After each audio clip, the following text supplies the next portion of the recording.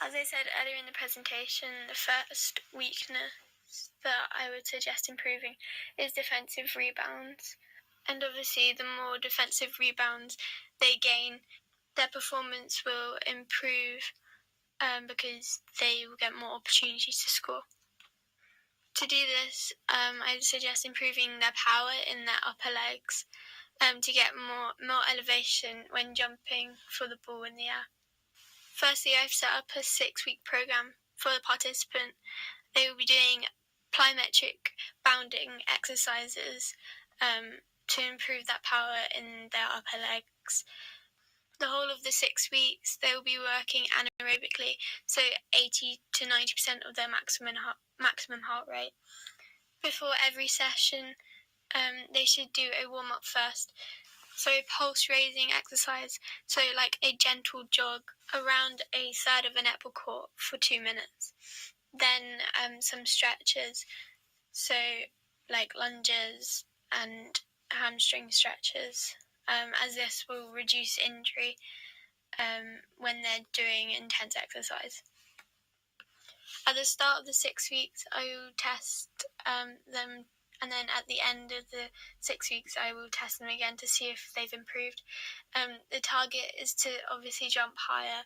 I would say about 7 to 10 centimetres in between that bracket after 6 weeks, and I'll use the vertical jump test to measure this.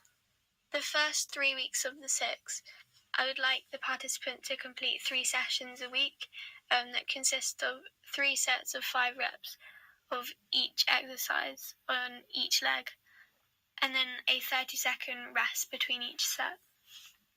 The exercise consists of jump squats, burpees, jump lunges, and tuck jumps. The second 3 weeks of the 6, I'd like the participant to do 4 sessions a week, 3 sets of 5 on each leg, but then have a 20-second rest between each set, but still doing the same exercises as in the first 3 weeks.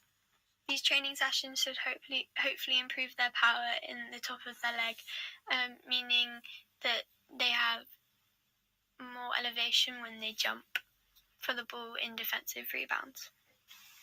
Their second weakness that they need to improve on is that their braking force is higher than their propulsive force. And this is an issue because when jumping to either grab a rebound or take off in a layup, it restricts the amount of elevation you get. To improve this area, I've planned 2 sessions. One focuses in increasing the power and strength in the participant's lower leg, and the second is a drill which relates to a game situation, so that when performing the technique in this drill, they will be more familiar when performing their technique in a game. If they improve their propulsive force, they not only will be improving their defensive rebounds when they jump for the ball, but also they'll be improving their layup, because when you take off for a layup, you need that spring to help the ball reach the backboard and then go into the hoop.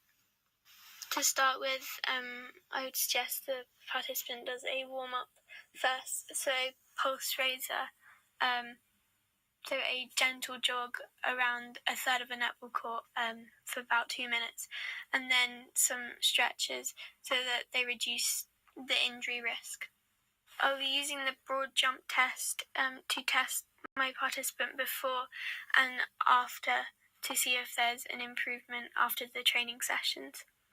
This test is relevant because if there is an improvement in propulsive force, then the participant will jump higher and further, meaning a higher score.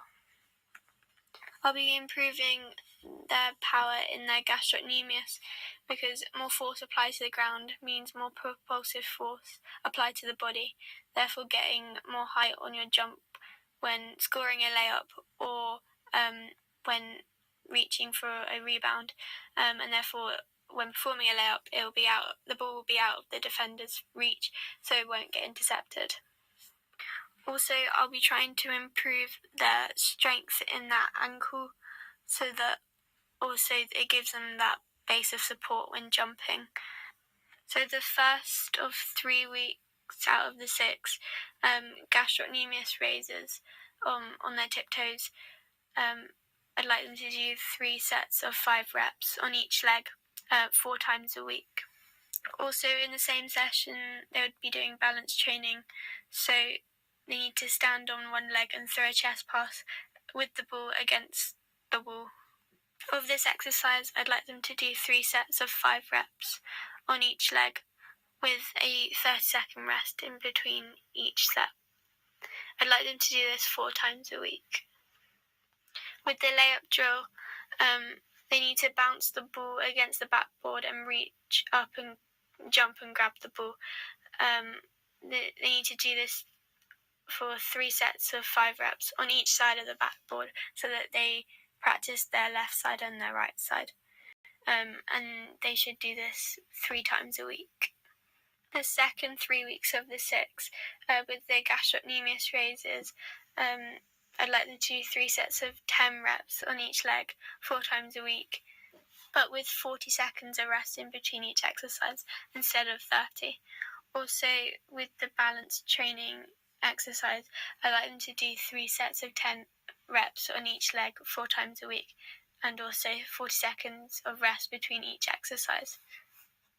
With the layup drill, I'd like them to do 3 sets of 10 reps on each side of the backboard 3 times a week, with only 30 seconds of rest between each set. Hopefully by doing these exercises, at the end of the 6 weeks, their propulsive force will improve, which means that when they jump to either score a layup or gain a rebound, their support base of that ankle will be stable, so they won't cause themselves an injury, and they will get more elevation on their jump.